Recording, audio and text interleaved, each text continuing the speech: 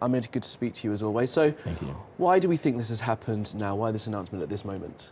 Everybody, all the observers of the region were predicting, estimating that this is going to happen.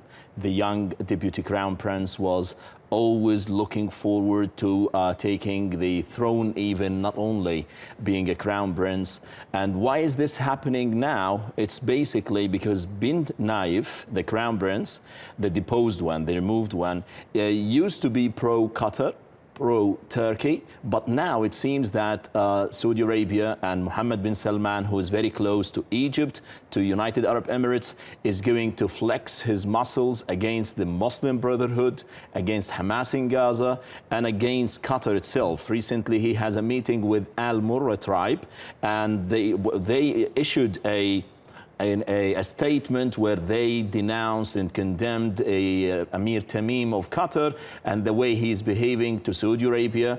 A senior presenter at Al Jazeera has left today morning based on the orders of the royal family in Saudi Arabia. So it seems that there is a more retaliatory tone in the region against these hot profiles in the region. So this move at the top of the family in Saudi Arabia has to be seen in the context of what's happening with the embargo that's in place on Qatar.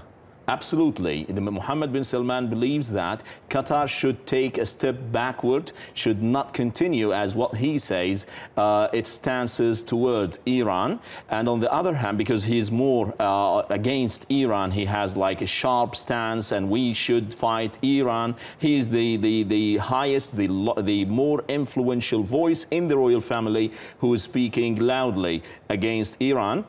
So he believes that Qatar should be not only isolated, Qatar should take a serious step backwards. Otherwise, he's going to continue with the process, with the procedures they're taking now of the boycotting of the Qatar in general.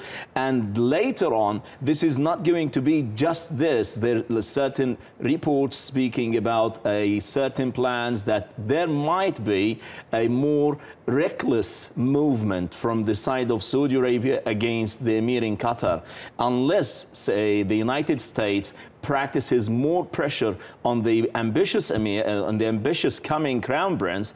I believe that he and bin Salman, I mean the bin Zayed in United Arab Emirates, who is his big brother, as he always names him, they're going to take serious, I believe, reckless steps against the Emir of Qatar. Well, everyone was waiting for the next step, of course, trying to ease the diplomatic pressure on Qatar. Do you think this is being seen as the sort of the machinations, as you say, for forcing Qatar's hand to perhaps change their tactics, their policy of dealing with the Muslim Brotherhood and Hamas? Yeah, I think so. The most important priority now for bin Zayed in the United Arab Emirates and bin Salman in the Saudi Arabia is to isolate Qatar, because they have their own project in the region. They're mainly interested in pushing back the hegemony and the interventionist policy of Iran in the region. On the other hand, they are interested in having Israel in the Sunni coalition, and that will boost their capabilities and leverage against Iran by involving the United States more. Israel, if involved and engaged in this Sunni coalition, is going to increase their credentials in the United States for the Trump administration.